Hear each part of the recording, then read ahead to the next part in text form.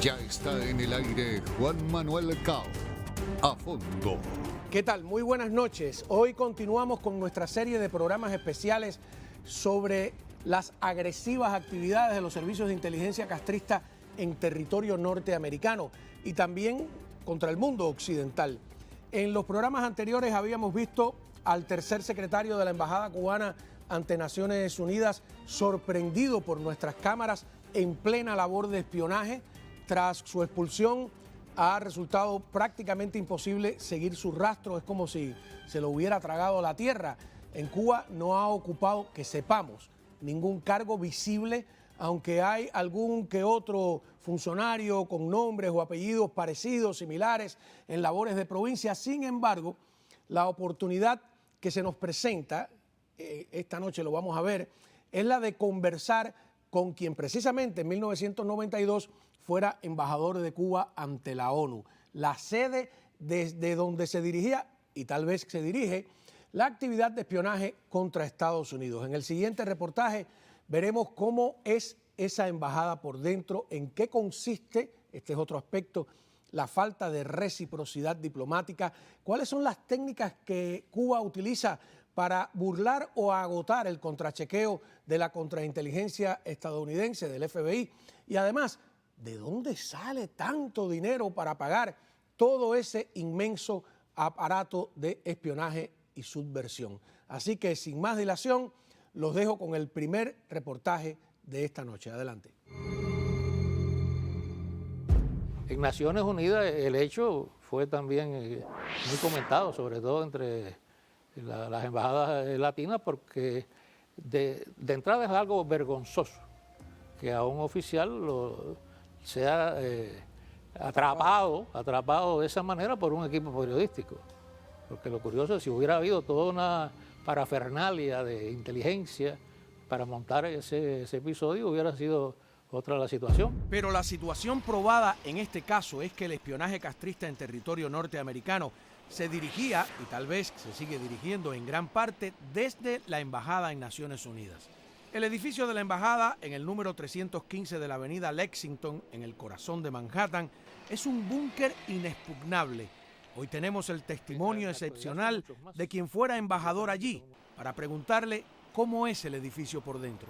Bueno, la embajada es un conjunto de 3 edificios que están interconectados. Hay una entrada principal, hay en el Lexington. Por Lexington hay una entrada y hay varios edificios neoyorquinos estos muy viejos, interconectados, reformados por dentro. Es casi que es un jeroglífico. ¿Cuántas personas había, el personal total, tienes idea más o menos que en tu época? Bueno, tiene que haber sido más de 60, 70 personas si tienes en cuenta los oficiales, los funcionarios, las esposas, los hijos, los custodios, el personal de apoyo, todo eso va sumando y sumando y sumando. Y en la actualidad son muchos más. Contrario a lo que ocurre en la embajada estadounidense en La Habana, Cuba no depende de empleados norteamericanos. En realidad las embajadas cubanas evitan contratar personal local. Creo recordar que en el caso de la misión de la ONU, la única persona que no era cubana, que oficialmente recibía algún salario de la misión, era una señora guatemalteca que se dedicaba a cuidar a la esposa del señor Ricardo Alarcón. El MINREX, Ministerio de Relaciones Exteriores, evita contratar personal no cubano para minimizar la posibilidad de ser infiltrados o espiados. Según las normas de reciprocidad diplomática, en la misión estadounidense de La Habana debería ocurrir lo mismo. Pero la dictadura cubana limita al mínimo el número de diplomáticos norteamericanos a los que les permite ir a la isla, lo que obliga a que el Departamento de Estado se vea en la necesidad de contratar personal cubano, no libremente, sino a través de una agencia que controla el Consejo de Estado de la isla. Esta falta de reciprocidad coloca en desventaja a los servicios estadounidenses y nadie ha explicado jamás su razón de ser. De este modo, la misión de Cuba ante las Naciones Unidas funciona como una suerte de cuartel castrista en el corazón de Nueva York. Sí, ahí dentro hay una mezcla de oficinas con Es como un albergue.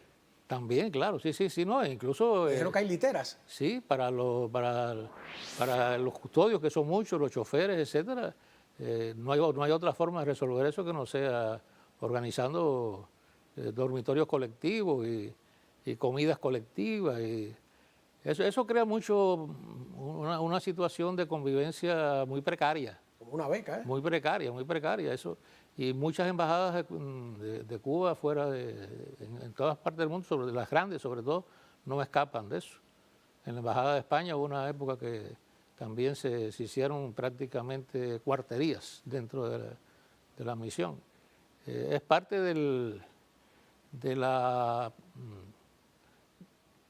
miseria que invade el país y que no tiene otra posibilidad sino reflejarse incluso en ese servicio exterior. La precariedad, sin embargo, les permite tener a bajo costo un número mayor de personal y esa superioridad numérica les permite a su vez romper con más eficacia el contrachequeo del FBI en Manhattan, saturándolos por inundación. Sí, eso fue algo que se comentaba allí en los medios de la embajada, que ellos tenían la posibilidad de romper ese chequeo que obviamente, evidentemente, tiene que tener, todavía en estos momentos debe existir, de cierto control de las personas que entran y salen de la embajada. Eso sirve para muchísimas referencias. Una de sus opciones, quizás yo creo que en un caso bastante notorios para ellos, era hacer ese tipo de despliegue simultáneo de todos los agentes posibles, con lo cual agotan de inmediato las posibilidades de los servicios de contraespionaje, ¿no? de perseguir. ¿Qué hacía? ¿Que salían 10, 15 a la vez? Puede ser eso. También no todos vivían en la embajada, aunque la mayor parte de esas personas vivían dentro de la embajada. Algunos, los más importantes, vivían fuera de la misión, con lo cual también añaden otra posibilidad de movimiento independiente. Debido a la falta de reciprocidad, las embajadas extranjeras en La Habana están vigiladas no desde fuera, sino por dentro, por los propios empleados del gobierno cubano que allí trabajan. El personal que trabaja en las embajadas es permitido, es reclutado, es contratado a través del propio sistema de Consejo de Estado. No es el Consejo de Estado como tal, es una empresa. Pero esa empresa está supeditada al Sí, Consejo pero de eso Estado. es una formalidad. Eso es una empresa que es controlada por la contrainteligencia en Cuba. ¿No? Y el Consejo de Estado no sabe ni dónde queda esa oficina. Son ellos los que autorizan que una persona trabaje o no en una embajada. Puede haber algún caso de una persona cercana a un funcionario, cercana a un embajador, que quizás como excepción se le brinda la posibilidad de que trabaje en una embajada, pero también a todos, incluidos a eso, se le exige un grado de información sobre lo que sucede en la embajada. Yo creo que todas las embajadas extranjeras en Cuba están absolutamente, no puede ser de otra manera, están absolutamente conscientes de que trabajan en esas circunstancias. Que ahí dentro de ese círculo no hay secreto. Todo lo que pase por las manos de un cubano llegará al conocimiento del gobierno cubano. Y son circunstancias muy difíciles para trabajarlo para los extranjeros, ¿no? Alcibíades tuvo una experiencia personal que ilustra cuán penetrada está, por ejemplo, la Embajada Española en La Habana. Sí, eso fue un caso muy curioso. Recién nombrado yo viceministro, tuve una entrevista de importancia con el embajador español del momento, porque había habido una ocupación, habían entrado cubanos a la misión de España y se estaba tratando de resolver ese problema de la forma más rápida posible. Y yo tuve una entrevista con este señor y luego a las pocas horas un oficial de la inteligencia vino y me mostró el cable, es decir, la información que ese embajador había enviado a Madrid de su reunión conmigo. Y hubo la infidencia de decirme que, bueno, que la secretaria del embajador se encargaba también de que el cable tuviera las dos vías simultáneas, es decir, para Madrid y para la inteligencia cubana. ¿Cierto?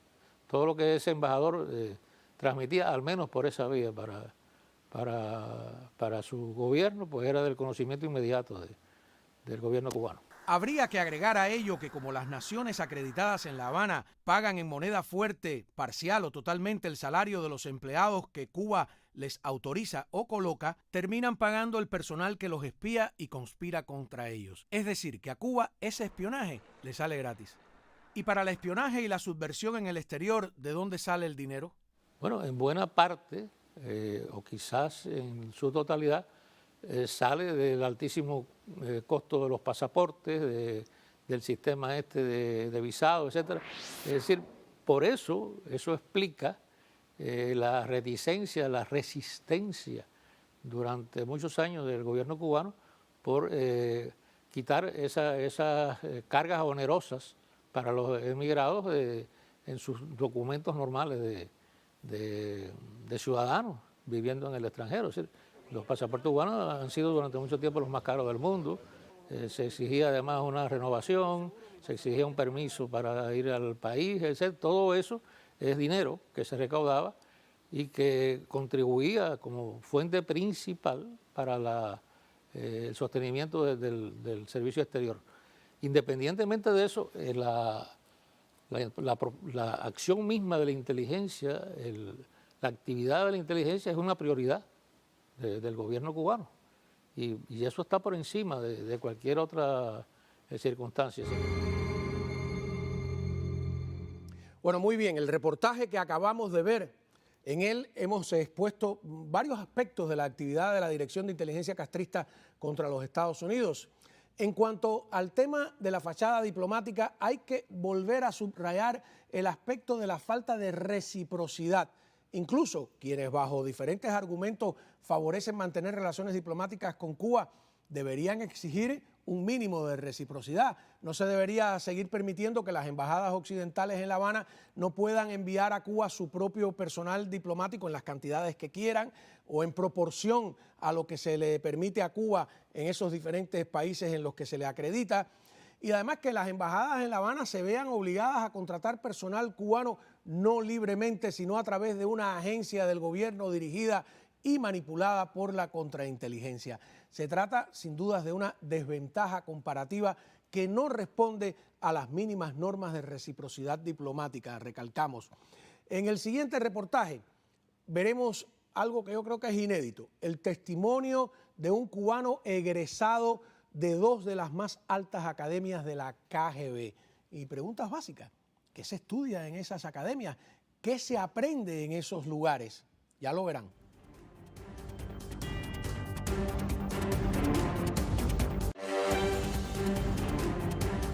Muy bien, continuamos con nuestra serie de reportajes en estos programas especiales sobre el tema del espionaje, porque al calor de los, llamémosle, reverdecidos vínculos entre Moscú y La Habana, pues vínculos que incluyen un intenso intercambio de los servicios de inteligencia al más alto nivel, aprenderemos algo, yo diría que pocas veces comentado, y es que en la época soviética los rusos crearon dos academias de la KGB especialmente para formar espías cubanos. Todo un lujo. En el siguiente reportaje veremos por primera vez el testimonio de un ex capitán de la inteligencia cubana graduado de esas dos academias, de la Academia de Oficiales y de la de Jefes, que además de contarnos su historia personal, de cómo fue reclutado cuando aún no tenía ni siquiera edad laboral, nos va a ilustrar sobre lo que se aprende en esas madrazas del doble juego, vamos a llamarle así. ¿Cuáles son las asignaturas a aprobar y qué peligro encierra todo ello a la luz de la peligrosa actualidad? Vean y juzguen. Yo primero fui colaborador de la inteligencia cuando viví en Perú, muy joven. Enrique García fue reclutado por la inteligencia castrista cuando todavía era menor de edad. ¿Tú vivías en Perú por qué? Porque tu papá Viví en Perú porque mi padre estuvo a cargo de la oficina de prensa latina en Perú en los años 70, 75. Yo llego a Perú con la idea de hacer mis estudios universitarios y termino trabajando en el consulado de Cuba en Perú, que empecé a trabajar con 16 años, 17 años, y antes de la edad laboral. Y estando trabajando en el consulado de Cuba, fui reclutado como colaborador de la inteligencia cubana En esas las tareas que hice fueron fundamentalmente, en aquella época se pasaba armamento, valijas de armas y de explosivos a los montoneros argentinos. Cuando aquello todavía no estaba el Frente Patriótico, era el MIR chileno. Todos los contactos, todas las armas que se pasaban a los grupos subversivos de Sudamérica se pasaban por esa vía. Yo manejaba los carros alquilados con las armas, los llevaba, los dejaba en los parqueaderos, ese tipo de cosas, y algunas misiones de inteligencia liviana. 3 años después fue seleccionado para cursar la Escuela de Inteligencia Cubana. Los que entraron en mi grupo, que fuimos reclutados, que éramos como 20 y tantos, cuando llegamos y nos llevaron a todos, que nos recogieron en diferentes puntos de la ciudad, a la Escuela de Inteligencia Cubana, nos dijeron, a partir del día de hoy, ustedes han sido reclutados por la Dirección General de Inteligencia del Gobierno de Cuba, el aparato más selecto y secreto de la seguridad del Estado. A partir del día de hoy, todo lo que ustedes harán será ilegal. Eso no se me olvida nunca. Yo tenía 19 años. Tras graduarse de la Escuela de Inteligencia y también de Derecho, Enrique fue enviado a la Unión Soviética. Me enviaron para la Academia de Oficiales de la Inteligencia Cubana en Moscú, que era una academia que tenía la KGB en las afueras de Moscú, donde se entrenaban 28 oficiales todos los años. ¿Cómo se llamaba la academia? ¿Cómo se llamaba? ¿Un nombre ruso? No, no tenía nombre. La academia era la academia. Era una academia que estaba en un bosque de abedules a 60 kilómetros de Moscú, en una zona cerrada que no podían pasar extranjeros. O sea, una academia muy peculiar y muy bien instalada, con todos los accesorios, con muchas comodidades. Los soviéticos, y la atención que nos daban era 5 estrellas, ¿no? Y ellos, el nivel académico muy alto, los profesores nuestros eran todos generales, coroneles de la KGB que habían estado en medio mundo, la parte técnica que aprendimos, las operaciones prácticas de vigilancia y contravigilancia las hacíamos en la ciudad de Moscú. Esa academia duró 1 año.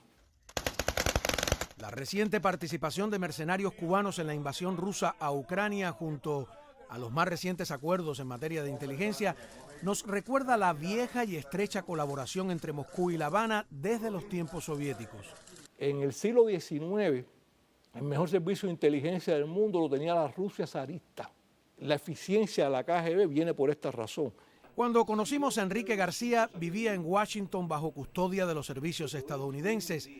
Era, hasta ese momento, el único oficial de la línea política de la inteligencia castrista que había desertado, y lo había hecho 2 años antes de que se desintegrara la Unión Soviética, el país en el que había hecho estudios superiores. Recuerda que los Estados Unidos, por ejemplo, vienen a crear su primer servicio de inteligencia con la SOS en los años 40 y la CIA surge en el año 1949.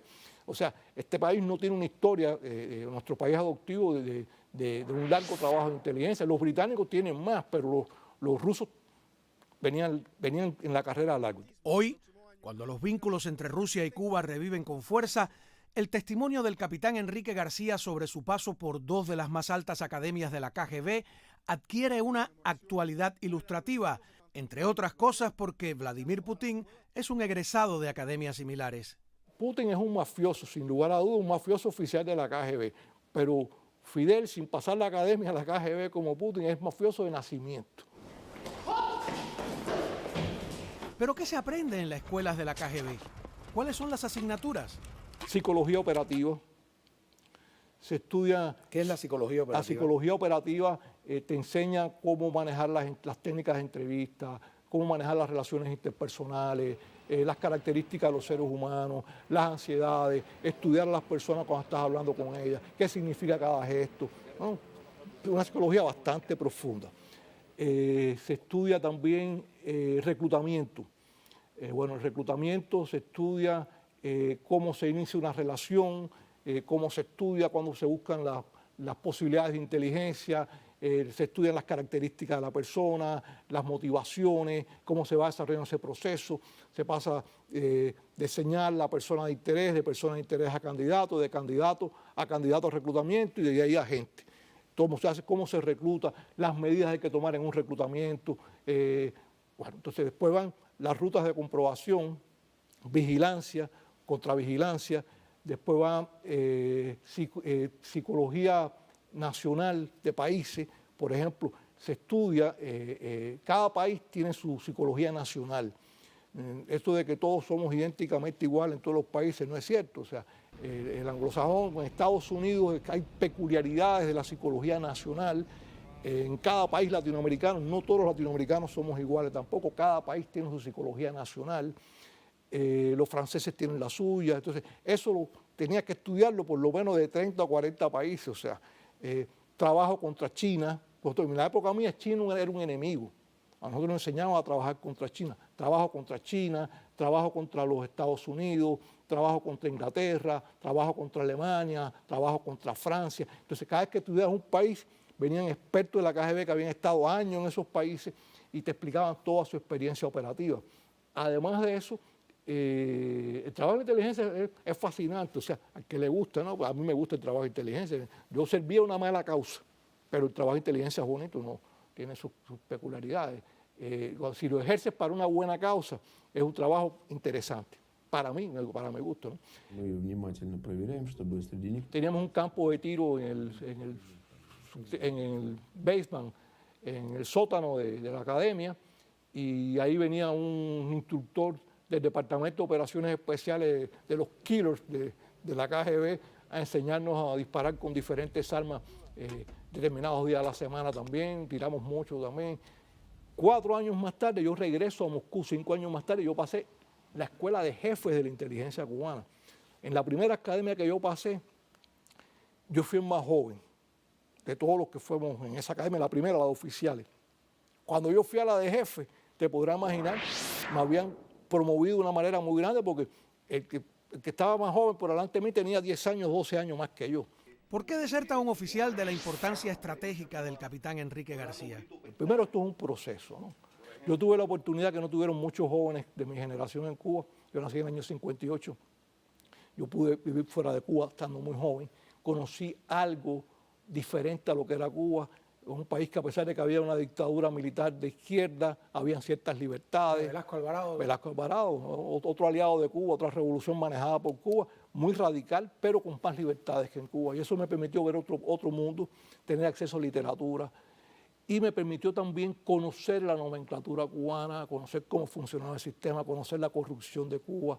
Entonces, tuve una etapa de romanticismo, estudié marxismo a pulso desde jovencito, como nos obligaban a todos nosotros a hacerlo en Cuba, pero después en la inteligencia, en la universidad, yo me gradué de abogado en la Universidad de La Habana, por el curso para trabajadores, por las noches, cogiendo las vacaciones pues, para hacer exámenes, pero me gradué de abogado, fui el primer expediente de la universidad también, por cierto, y tuve que estudiar mucho marxismo.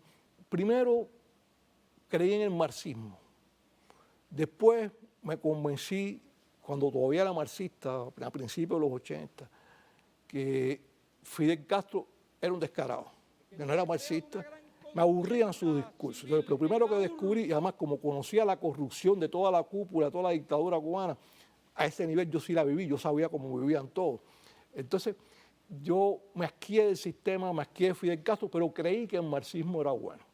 Pero que Fidel había traicionado las ideas del marxismo. El Mariel me revolvió el estómago. Cuando yo vi el Mariel, dije, esto es una asquerosidad. Esto que están haciendo esta gente que se quieren ir, no se hace. Hay cosas que a mí eso, bueno, sí, con todas las discrepancias políticas que puedo haber tenido con mi padre, a mí hay cosas que me enseñaron en mi casa. Hay cosas que las personas decentes no hacen. Tú no vas a tirarle piedra ni abusar de un indefenso. Y después hubo un proceso de 2 años, mientras más marxismo... después de mi primera academia en Moscú, que estudié más comunismo científico a pulso, que vi la Unión Soviética, que vi aquello, y que seguí estudiando marxismo, me di cuenta que mientras más marxismo estudiaba, menos lo entendía. Esto es una mentira, el marxismo también. El marxismo no sirve, es una mentira. Fidel es un descarado. ¿Y ahora qué yo hago? Ese fue el problema. La decisión de mi deserción yo la tomé en el año 1984, 4 años antes que sucedió. Y ahí fue que bueno, se produjo ya mi decisión de acercarme a la Agencia de Inteligencia de los Estados Unidos. Búsqueda de información secreta. Entre la numerosa información que Enrique entregó a la CIA está una que compartió con nosotros en 1992, un modo, digamos, de entender cómo estaba conformado entonces el Ministerio del Interior. La seguridad cubana, o el Ministerio del Interior, se divide en varios viceministerios. Esta es una estructura que en esencia no ha cambiado mucho hasta hoy.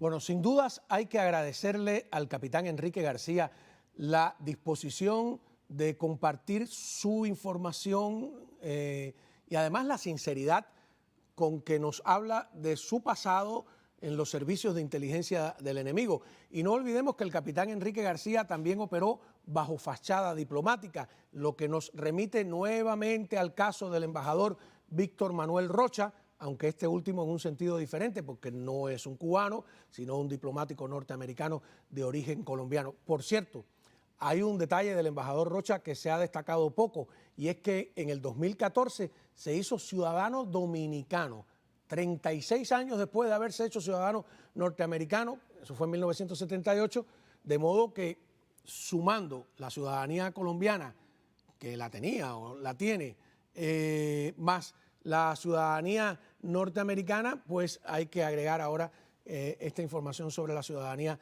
dominicana. Son 3. Regresaremos y hablaremos con otro ex oficial de la inteligencia castrista, pero esta vez especialista en lenguajes cifrados, para que nos ayude a decodificar algunos de los documentos secretos que obtuvimos durante la investigación y que le hemos ido mostrando en estos días. Volvemos enseguida.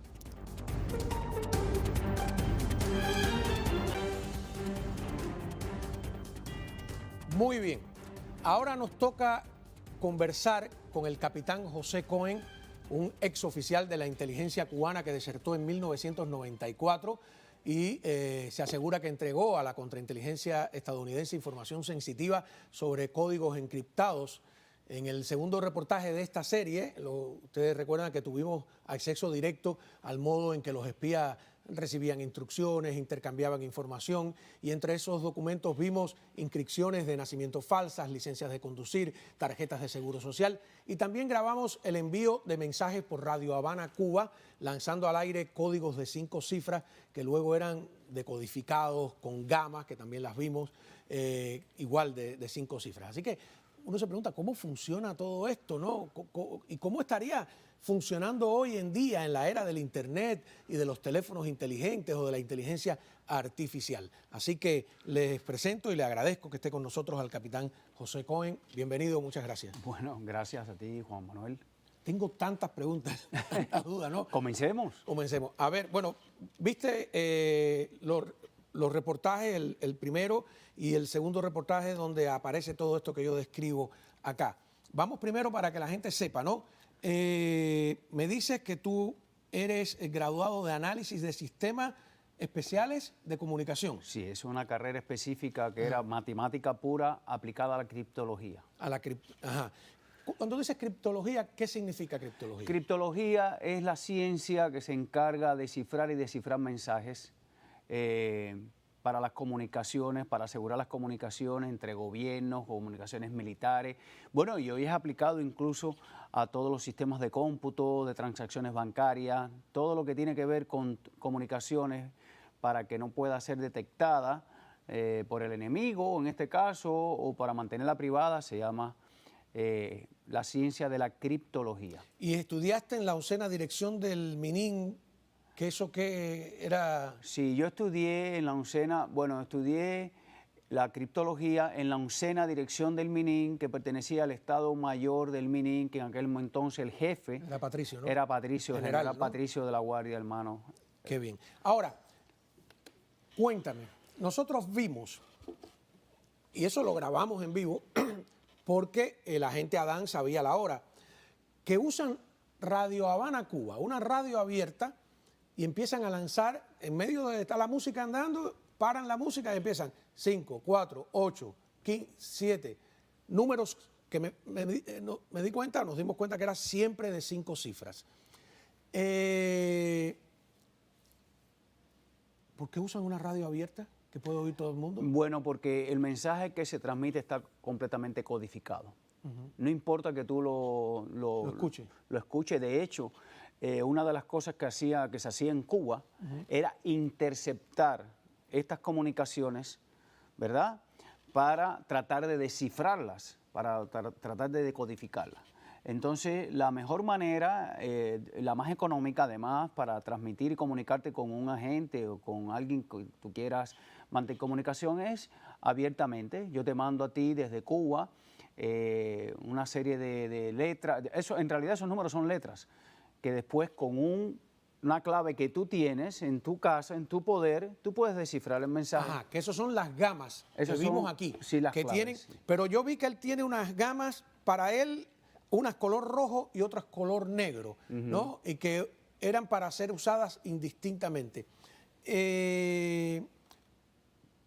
Parece, claro, parece una cosa muy sencilla, pero en el fondo, si no tienes... ¿Cómo conviertes esos números en letra? A ver, te voy a explicar sencillo. Te voy a hablar un poquitico rápido de lo que es la criptología. Los primeros métodos de criptología se llamaba sustitución. Vamos a poner un ejemplo. El abecedario tiene 26 letras. Ajá. Y yo decía que la A iba a ser la L, la B iba a ser la T. Ajá. Y yo decidía, la persona que iba a encriptar, decidía cómo sustituir cada letra. Si yo te digo que la A es la T y la N es la P, cuando yo te mande el Ana, y yo escriba Ana y te sustituya esas 3 letras, pues definitivamente tú no puedes leer el mensaje a menos que tú sepas que yo estoy sustituyendo una letra por otra.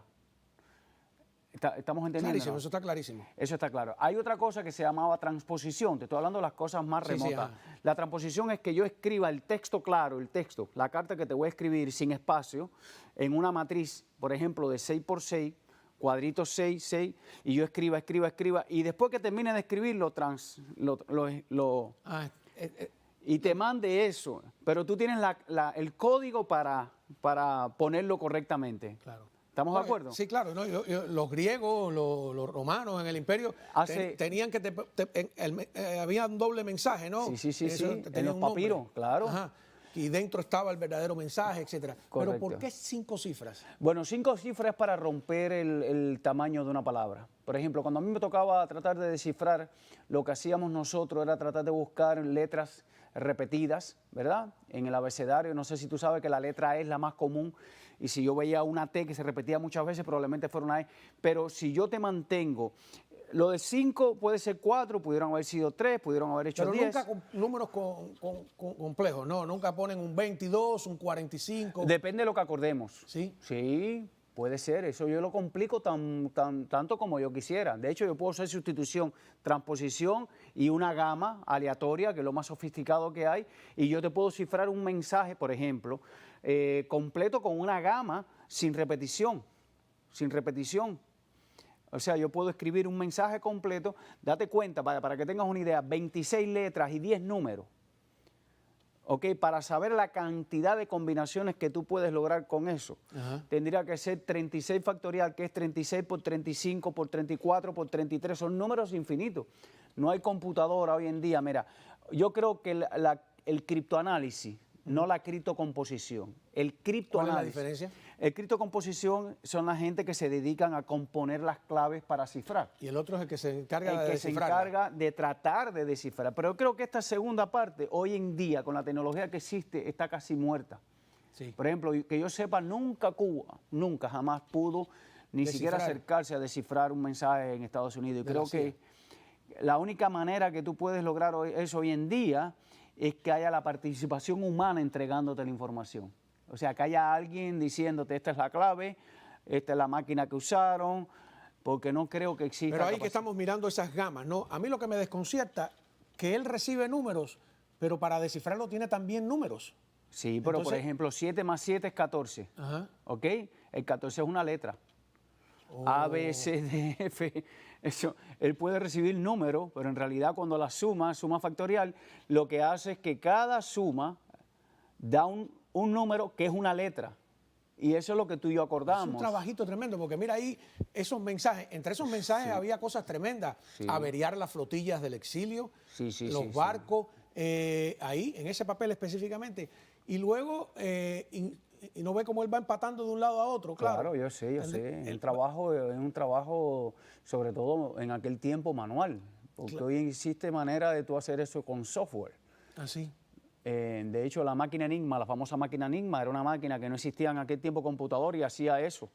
Eso que estaba haciendo él manualmente lo hacía la máquina, cifrar y descifrar. Cuando yo poniéndole la leo los clava. informes de que tú le entregaste los encriptados a la inteligencia o a la contrainteligencia norteamericana, ¿a qué se refieren? ¿Qué fue lo que entregaste? Ok, lo que se entregó fue la información con la que se generaba la clave, que eso es más sofisticado todavía. Porque una cosa es que yo te dé la clave, que es importante, y otra cosa es que yo te dé la metodología o el algoritmo para generar las claves. ¿Nos estamos entendiendo? Sí, tú estás dando la matriz. La matriz. Entonces, con la matriz no es un trabajo de una hora, eso es trabajo de mucho tiempo, de todas maneras, pero si tú tienes la máquina o la modelación o el algoritmo para generar la clave, entonces tú encuentras el mensaje cifrado y puedes empezar a trabajar. Y eso es lo que se llama criptoanálisis. Matemáticos a un altísimo Porque nivel. Tú eras muy bueno en matemáticas. Yo Y era ellos te- y yo- te- y ellos te identificaron. Sí, yo entré a trabajar porque yo terminé el primer expediente de matemática y en Cuba, tú sabes que tú eres propiedad del... No voy a entrar en eso. Claro, y yo era muy bueno en matemática, a mí me convalidaban los exámenes. Yo iba a examen y me decían, no, tú estás aprobado, ni me hacían las preguntas, tú sabes. Esa fue mi carrera. Vamos a una pausa. Y a la vuelta, yo quiero ver a la luz de las nuevas tecnologías cuán sofisticadas e infinitas podrían ser hoy las combinaciones, porque en aquella época se comunicaban por el beeper, pero hay teléfonos inteligentes, inteligencia artificial y un largo etcétera. Estamos conversando con el capitán José Cohen, que es graduado de análisis de sistemas especiales de comunicación. ¿Cómo se comunican hoy día los espías? Han pasado 32 años de lo que filmamos.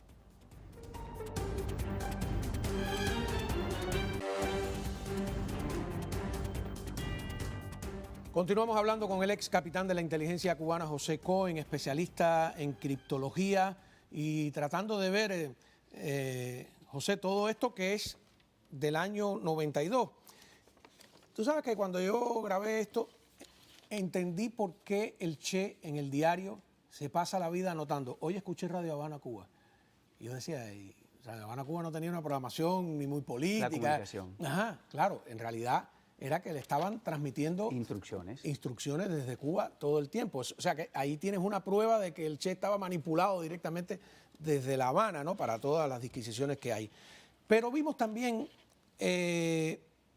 documentación falsa, inscripción de nacimiento falsa, Social Security falso a nombre de una persona, vimos también una licencia de conducir. Esto, yo sé que no era tu área, pero ¿serán nombres reales? ¿Son muertos? ¿Crean una identidad o tienen gente dentro de las instituciones? Tienen gente dentro de las instituciones. Qué horror. Pero hay otra cosa importante. Cuando un agente en Estados Unidos visitaba Cuba, no era atendido solamente por el departamento que lo manejaba, sino que era entrevistado por los oficiales de los diferentes departamentos. Y uno de los departamentos era ilegales, que era M5. Y esa gente se dedicaban a sentarse contigo. Ilegal es el que está con una identidad falsa. Bueno, se le llamaba ilegal, pero ellos se dedicaban a todo este tipo de cosas. No solamente no solamente preparar agentes ilegales, Sino para toda la penetrar. documentación que manipulaban. Entonces te preguntaban, por ejemplo, Juan Manuel, dime cómo se consigue la licencia de conducción en Florida. Y tú le describías, mira, aquí se hace este procedimiento y tienes que llenar este papel y todo. Dime cómo se consigue el pasaporte. ¿Y dónde? ¿Y quién lo edita? ¿Quién lo emite? ¿Cómo se hace? ¿Y qué tiempo demora? Esa es información que aparentemente a la vista de cualquier persona es insignificante, pero que era estudiada por todos ellos, porque después que ellos tenían identificado todo eso, entonces identificaban los lugares para penetrar. Y decían, a nosotros nos interesa tener un hombre... Tener a alguien como Mariano Fajet en inmigración. Evidentemente. Alguien en la oficina de licencias de conducir. Hoy en día tú no puedes cambiarle una foto a un pasaporte y salir ileso. Todo es detectable. O sea, Tienes que tener a alguien que tenga la foto y que te pone el documento original, porque todo eso parecen documentos originales. Original. Hoy en día no existe posibilidad de falsificar eso. Ajá. Hoy en día, estamos hablando de una época en que, ¿cómo hacían? Si quería el oficial de inteligencia, que hay que diferenciar eso, un oficial de inteligencia es otro nivel que no es un agente, él atiende a los agentes. Si quería comunicarse con un agente, era a través del beeper. Pero hoy están los teléfonos inteligentes, está WhatsApp, está el Internet. Yo todos los días me pregunto, digo, ¿se la ponen más fácil a los espías o a los contraespías? No, se la ponen más fácil a los espías. Más fácil a los espías. Hoy en día es extremadamente complicado, porque incluso yo me puedo comunicar contigo por WhatsApp, pero el WhatsApp de por sí está cifrado. O sea, de lado a lado hay muchos sistemas de mensajería que si tú lo captas en el éter no sabes lo que estás diciendo. No hay manera de descifrarlo. ¿Entiendes lo que te quiero decir? Sí, como... Yo te digo, hola Juan Manuel, pero no quiere decir que si tú coges la señal, sepa que yo te estoy diciendo, hola Juan Manuel. Hay sistemas como Signal, por ejemplo, y otros sistemas que automáticamente cifran en el éter. O sea, tú le estás poniendo ellos promueven eso. Ellos promueven porque la seguridad y la privacidad. Hay quien duda dice que al final todo se sabe, todo lo que escribas en tu teléfono o en las redes. Bueno, todo se sabe porque actúa el ser humano. Y entonces el FBI, por supuesto, y la Agencia de Seguridad Nacional, la CIA, puede tener personas dentro de estas instituciones. O sea, y pueden tener acceso a esas claves. Y a lo mejor por una orden de un juez, yo tengo que tener acceso a la comunicación de Juan Manuel con Pepe, porque el juez lo ordenó y la compañía que hace ese tipo de trabajo pues está obligado a darlo. Pero en realidad, si tú lo coges en el éter, quiere decir en el éter es en la señal, que tú captas es prácticamente imposible descifrar hoy en día. O sea que es más difícil para la contrainteligencia el trabajo. Es más difícil cuando no existe la participación humana. Por ejemplo, a Navalén nunca le hubieran descifrado ningún mensaje, ni a la red avispa, si no hubiera habido una participación. Entraron, le quitaron las computadoras, estuvieron 3 años para descifrar el password que tenían, en aquella época eran los floppy, ¿no? Que ahí se descubrió que el buzo. Correcto. La prueba de que el buzo tenía su expediente, etcétera, etcétera. Que fue muy curioso porque lo que hizo la fiscalía fue, como él decía que no, publicar el expediente. Y de ahí pudimos ver por primera vez un expediente de un agente. Y vimos que hay agentes a los que se les obliga en contra de su voluntad a trabajar porque él quería irse, quería escaparse de la situación. Evadirlo. Y luego otro mito de que un agente nunca se ve con otro. No, lo cogieron entre 3 agentes en un teléfono público, que usaba mucho teléfono público, y le metieron, como dicen en Cuba, el pie. Le dijeron, oye, ¿qué te pasa? Lo presionaron, claro. ¿No? Y lo presionaron y lo volvieron a poner a trabajar. Eso es muy interesante, ¿no? Claro. Ahora, mucha gente dirá, bueno, Cao, está sacando una cosa de hace 32 años, eso está antiguo, esa es historia vieja, ¿para qué leer un periódico de ayer? ¿Tú crees cuánta actualidad puede tener, a la luz de lo que ha pasado con Rocha y todo, este tipo de pruebas y de recordatorios? Eso va a existir siempre, Juan Manuel. Eso va a existir siempre. Eso es la lucha del bien contra el mal. Y más en el caso de, mientras existe una Cuba ahí, en manos de esta gente que son unos demonios, eso, tienes un enemigo. Mira, en el año 94 yo vine para Estados Unidos, ¿verdad? En el año 94 hubo el éxodo masivo, ¿te acuerdas? Sí, claro. Ok. ¿Tú saliste la orden, antes de...? Yo salí un mes antes, me escapé un mes antes y hubiera preferido haber entrado en el tumulto de gente ese para ver si hubiera salido, porque salí en un momento que me podían haber detectado. Y todo el foco estuvo sobre ti, claro. Y todo claro. El foco. Pero en aquel entonces, un tiempito antes de yo salir de Cuba, la instrucción que dio directamente Fidel al MININ y al MINFAR es que se acercaran, fíjate, ya estaban pensando en el éxodo masivo, que se acercaran a todos los cooperantes de la contrainteligencia, los agentes, la gente civil de las cuadras, la gente de los CDR, y que se acercaran a las familias para ver si estaban en condiciones de emigrar. Porque se iba a abrir un éxodo y todo aquel que quisiera emigrar con su familia se le iba a permitir emigrar con una condición, que es que cuando llegaran a Estados Unidos iniciaran su vida normal y en algún momento ellos iban a venir a Estados Unidos con un plan de comunicación y en algún momento, si la revolución necesitaba de ellos, iban a ser contactados. ¿Tú crees, me estás diciendo, que aprovechan los éxodos masivos para infiltrar agentes aquí en Estados Unidos? Por miles. ¿Pero cómo controlan miles? No, es que el problema no es que ellos van a controlar a miles, es que ellos van a decir, ¿y dónde estás trabajando, Juan Manuel? Sí, ¿dónde estás trabajando ahora? Tú viniste como un inmigrante, pero mantienes una comunicación. Oye, Juan Manuel está trabajando en el Canal 41. ¡Wow! Eso es de interés nuestro. ¿Les interesa la prensa? Le interesa mucho. La prensa es la que crea las medidas activas.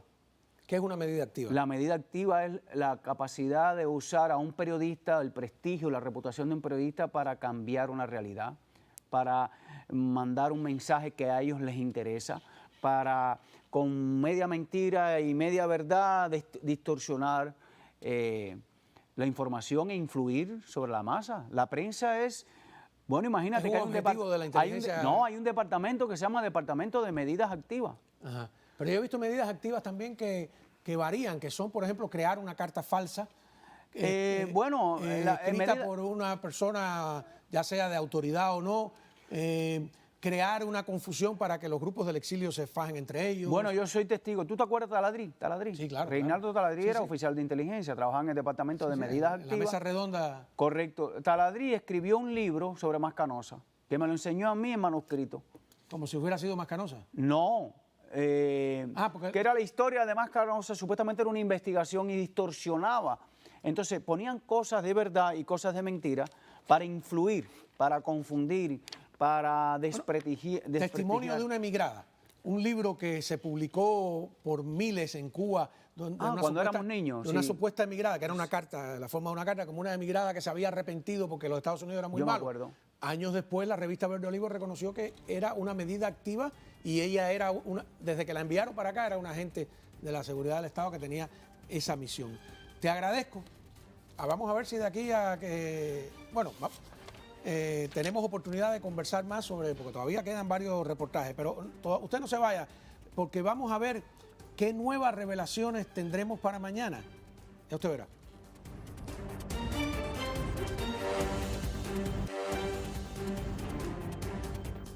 Muy bien. A ver, a petición de la producción, antes de anunciar lo que tengo mañana, que ibas a hacer una demostración de una criptología sencillísima. Por ejemplo, KO son 3 letras. Ajá.